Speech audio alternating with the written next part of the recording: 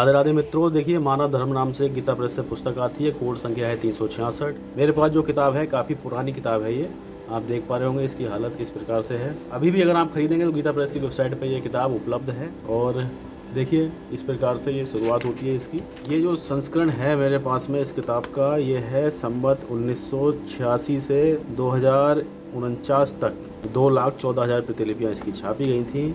फिर उसके बाद संवत 2051 में 26वां संस्करण इसका छापा गया। 10,000 छापी गई। इस प्रकार से 2,24,000 प्रतिलिपियाँ इस पुस्तक की छपी। 3 रुपये इसका मूल्य था।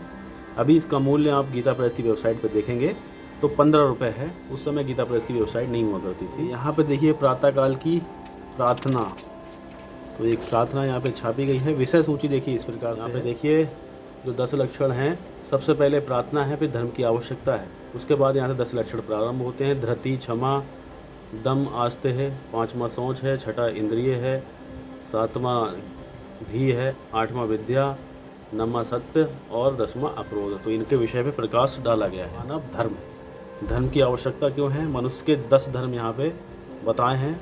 सबसे पहले महाभारत से एक श्लोक लिया है, उसका रेफरेंस के साथ में यहाँ पे बताया है कि हिंदू शास्त्रों में धर्म का सबसे बड़ा महत्व है। धर्महीन मनुष्य को शास्त्रकारों ने पशु बताया है। धर्म शब्द ध्रा यानी धातु से निकला है, जिसका अर्थ धारण करना है तथा पालन करना है। जो संसार में समस्त जीवों के कल्याण का कारण हो, उसे ही धर्म समझना चाहिए। इसी बात को लक्ष्य में रखते हुए निर्मलात्मा त्रिकालज्ञ ऋषियों ने धर्म की व्यवस्था की है। हिंदू शास्त्रों के अनुसार तो एक हिंदू संतान के जन्म से लेकर मृत्यु पर्यंत समस्त छोटे बड़े कार्यों का धर्म से संबंध है। हिंदुओं की रीति रिवाज और समाज नीति धर्म से कोई अलग वस्तु नहीं है।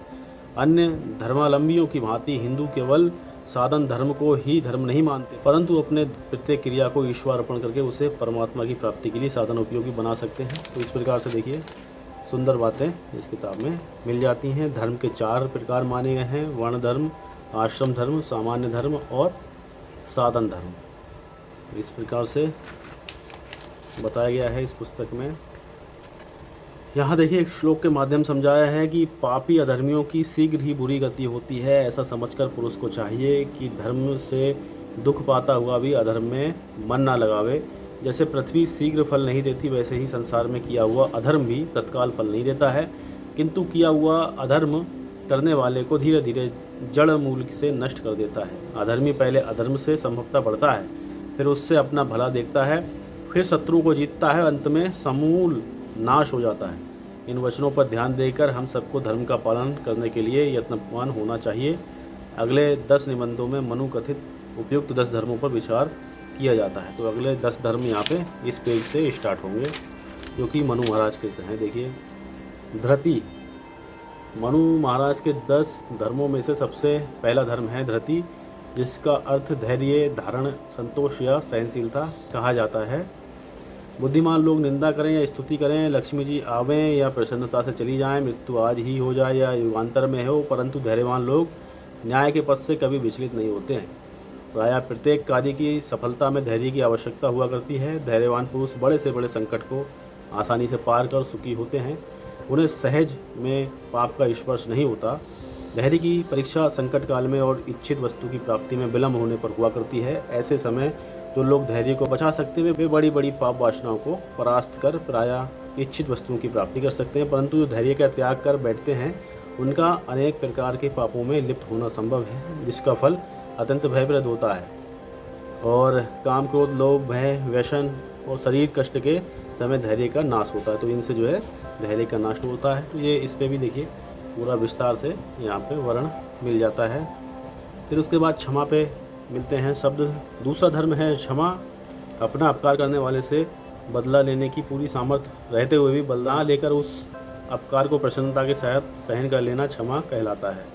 तो ये क्षमा की परिभाषा यहाँ पे है। फिर और देखिए आगे,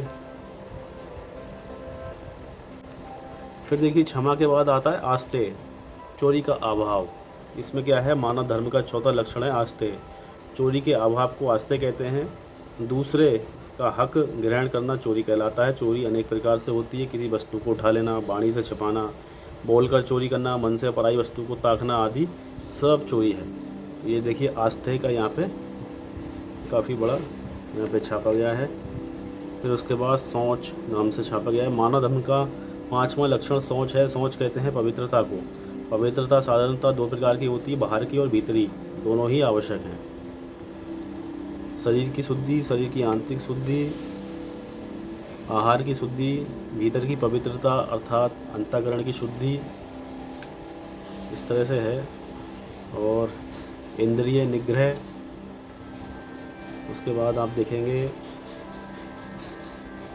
जीव ज्ञानेंद्रिय के नाते, कर्मेंद्रिय के नाते है तो किताब बढ़िया। धी अर्थात बुद्धि, मानव धर्म का 7वां लक्षण श्रेष्ठ बुद्धि है। मनुष्य के अंदर बुद्धि ही ऐसी अद्भुत वस्तु है जिस पर उसका पतन और उत्थान निर्भर करता है। कठोपनिषद में वचन है कि शरीर रथ है, आत्मा रथी है, बुद्धि सारथी है, मन लगाम है, इंद्रिय घोड़े हैं, शब्द स्पर्श आदि विषय मैदान, और शरीर इंद्रिय तथा मनयुक्त आत्मा भोक्ता है। रथ घोड़ों के बिना नहीं चलता, परंतु उसे ठीक रास्ते से ले जाना हाथ में लगाम पकड़े हुए बुद्धिमान और तत्पर सारथी का ही काम है। तो ये है। फिर विद्या है 8वां लक्षण। नमा है सत्य। मानव धर्म का नमा लक्षण है सत्य। संसार के विभिन्न धर्म संप्रदायों में नाना प्रकार के मतभेद रहने पर भी इस विषय में सबका मत है। संपूर्ण शास्त्रों ने सत्य की महिमा एक स्वर से गाई है। फिर इसके बाद जो अंतिम वाला है धर्म, वह अक्रोध है। यहाँ पे देखिए, मानव धर्म का 10वां लक्षण अक्रोध यानी क्रोध ना करना है। मन के विरुद्ध कार्य होने पर भी जो ज्वालामयी वृत्ति उत्पन्न होती है उसे क्रोध कहते हैं। तो इस प्रकार से देखा जाए तो इसमें 10 मानव धर्म यहाँ पे दिए गए हैं।